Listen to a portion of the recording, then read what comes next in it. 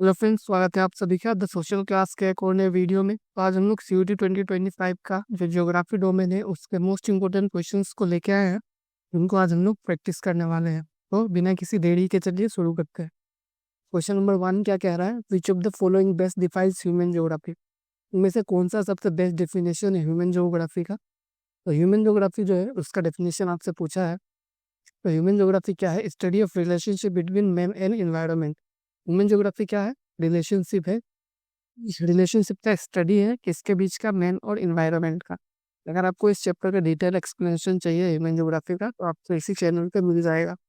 Playlist भी check कर सकते हैं। क्लास 12 ज्योग्राफी का जो प्लेलिस्ट है उसमें आपको इन चैप्टर्स के वीडियोस मिल जाएंगे। क्वेश्चन नंबर 2 क्या कह रहा है कि स्टेटमेंट बेस्ड क्वेश्चन है। क्वेश्चन नंबर 2 स्टेटमेंट 1 और स्टेटमेंट 2 दिया हुआ है। स्टेटमेंट 1 क्या कह रहा है?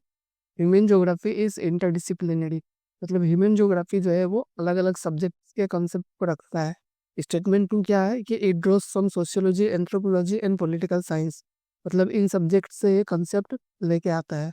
तो ये जो क्वेश्चन है इसमें दोनों स्टेटमेंट सही है। Both statements are true. इनका कॉन्सेप्ट लेते हैं इसलिए ये इंटरडिसिप्लिनरी है।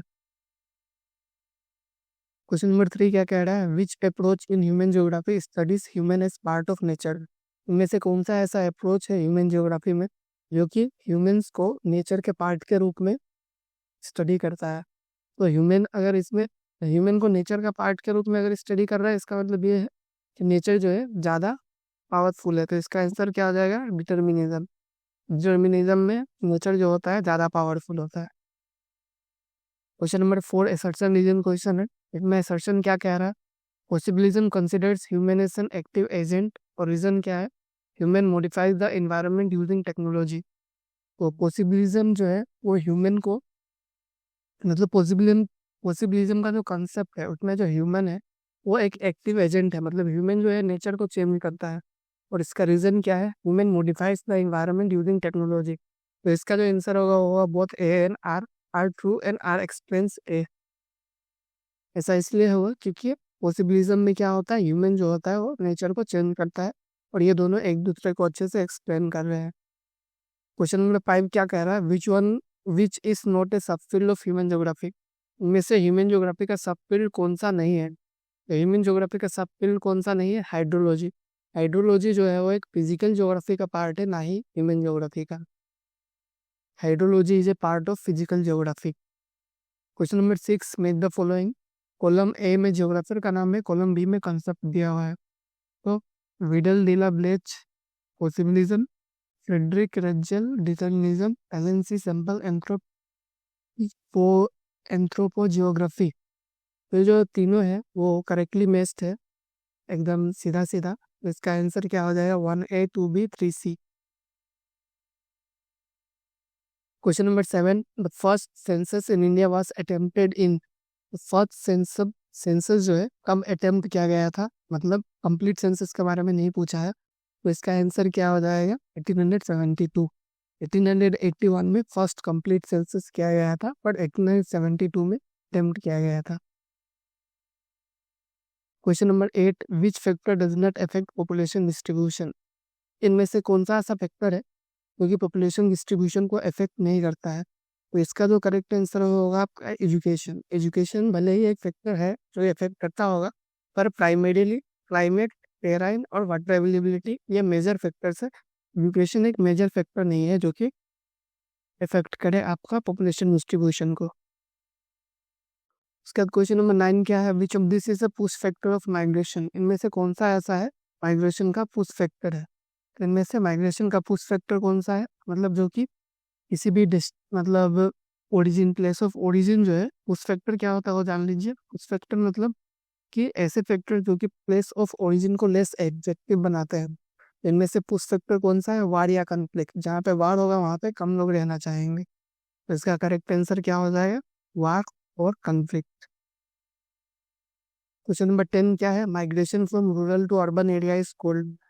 माइग्रेशन को क्या कहा जाता है? अगर कोई रूरल से अर्बन एरिया में माइग्रेट करता है तो इसको इंटरनल माइग्रेशन कहा जाता है। इंटरनल माइग्रेशन इसलिए कहा जाता है क्योंकि ये विद इन द कंट्री हो रहा है। क्वेश्चन नंबर 11 एक असर्शन रीजन क्वेश्चन है। इसमें क्या दिया गया है? एसर्शन में migration affects population size, migration population size को इफेक्ट करता है। रीजन क्या है? It changes only the spatial distribution of population. इसमें ये कर रहा है, ये कह रहा है कि माइग्रेशन की वजह से बस जो ज्योग्राफिकल लोकेशन का जो डिस्ट्रीब्यूशन है पॉपुलेशन का वही चेंज होता है। तो इसका जो रीजन है वो गलत है, रीजन जो है वो सही नहीं होगा, रीजन जो है गलत है। पॉपुलेशन साइज को इफेक्ट करता है माइग्रेशन, ना कि बस ज्योग्राफिकल एरिया को। तो इसका आंसर क्या हो जाएगा? A is true but R is false. A is true but R is false. Migration affect both population size and distribution. Question number 12, who is considered the father of human geography?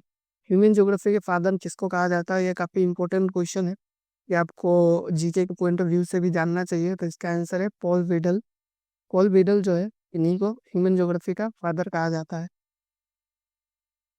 Question number 13, the highest human development index is seen in. ये भी एक GK का बहुत ही important question है कि highest human development index किस country में देखा गया है, मतलब देखा जाता है या फिर है। तो इसका आंसर क्या हो जाएगा? नॉर्वे। नॉर्वे का जो ह्यूमन डेवलपमेंट इंडेक्स जो सबसे हाईएस्ट है। Norway consistently ranks highest in SDI, मतलब बहुत ही टाइम से नॉर्वे जो है वही रैंक कर रहा है हाईएस्ट ह्यूमन डेवलपमेंट इंडेक्स में। Question number 14, which component is not part of SDI? Human development index को मेजर करने में कौन सा इसमें पार्ट नहीं निभाता है?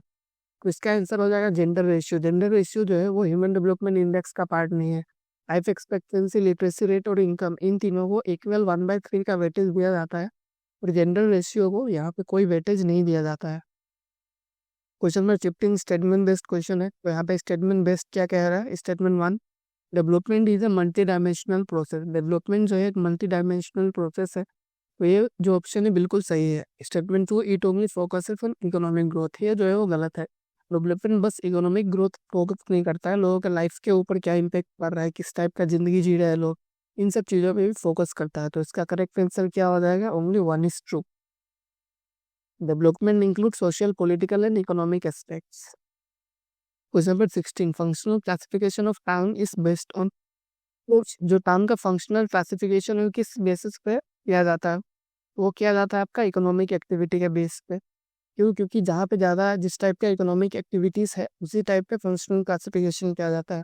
अगर टूरिज्म ज़्यादा पॉपुलर है तो टूरिस्ट टाउन हो जाएगा, इंडस्ट्री ज़्यादा है तो इंडस्ट्रियल टाउन हो जाएगा। तो इसी तरह से क्वेश्चन नंबर 17 क्या कह रहा है? Settlement where people engage in primary activities is called. जहाँ पे ज़्यादातर लोग प्राइमरी एक्टिविटीज में इंगेज है उस सेटलमेंट को क्या कहेंगे हम लोग? अर्बन तो नहीं कहेंगे, रूरल सेटलमेंट कहेंगे। अर्बन सेटलमेंट क्या होता है? जहाँ पे ज़्यादातर लोग सर्विस सेक्टर में इंगेज है। रूरल सेटलमेंट जहाँ पे ज़्यादातर लोग प्राइमरी सेक्टर में इंगेज है। क्वेश्चन नंबर 18 में सेशन रीजन क्वेश्चन है। इसमें सेशन क्या कह रहा है कि urban settlement grow rapidly. Urban settlement जो है बहुत जल्दी जल्दी ग्रो हो रहे हैं। तो सेशन जो है वो सही है। रीजन क्या है? Migration from rural areas increase urban population. Reason भी है जो सही है, और ये जो है वो करेक्टली एक्सप्लेन भी करता है। तो इसका आंसर क्या हो जाएगा? Option number A. Question number 19, मेज the following types of settlement. तो कॉलम ए और कॉलम बी। क्लस्टर्ड सेटलमेंट जो है वो होगा आपका न्यूक्लिएटेड। लिनियर सेटलमेंट जो होगा एलोंग रोड्स। हेमलेटेड जो होगा आपका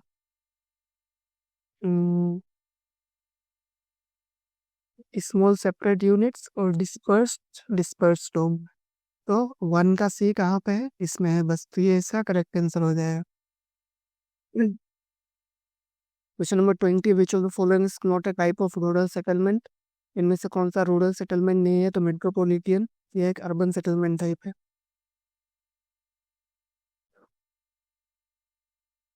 question number 21, the term anthropocene refers to. Anthropocene जो है वो किस चीज को रेफर करता है? तो ये एक ज्योग्राफिकल टर्म है जो कि ह्यूमन मेड जियोलॉजिकल एज को रेफर करता है। मतलब ये क्या एम्फसाइज करता है? Human impact on earth system, मतलब अर्थ पे ह्यूमन का क्या इम्पैक्ट है। Question number 22, urban agglomeration refers to. Urban agglomeration जो है ये किस चीज को रेफर करता है? तो अर्बन एग्लोमरेशन मतलब होता है a town with surrounding urban areas.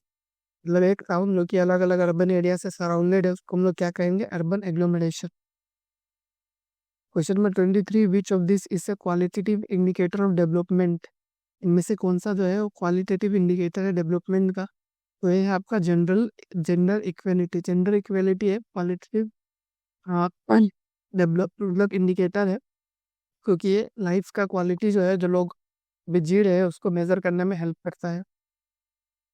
Question number 24, which of this pair is incorrectly match? इनमें से कौन सा ऐसा पेयर है जो कि इनकरेक्टली मैच्ड है? तो इनकरेक्टली इसमें कौन सा मैच है? रेडिकलिज्म। रेडिकलिज्म जो है मतलब वो मॉडल फिलोसफी नहीं होता है। रेडिकलिज्म में जो होता है वो आपका क्लास कन्फ्लिक्ट, मतलब कि इसमें बहुत ही अलग अलग चीज़ें रहता है, मतलब वो इमोरल चीज़ों पे बहुत ज़्यादा फोकस रहता है, ना कि मॉडल चीज़ों पे। तो रेडिकलिज्म वाला जो ऑप्शन है वो गलत हो जाएगा। तो आज का जो लास्ट क्वेश्चन है, क्वेश्चन नंबर 25, ये क्या कह रहा है? Who give the concept of new determinism? New determinism का कंसेप्ट को किसने दिया है? तो ग्रिफिथ टेलर ने। ग्रिफिथ टेलर ने जो है वो मिडिल पाथ जो है वो बताया था। तो इसी के साथ जो आज का 25 क्वेश्चन है वो हम लोगों ने कर लिया। अगर आपको अच्छा लगा होगा तो आप लोग वीडियो को लाइक कर सकते हैं, फ्रेंड्स में शेयर कर सकते हैं। Thank you all.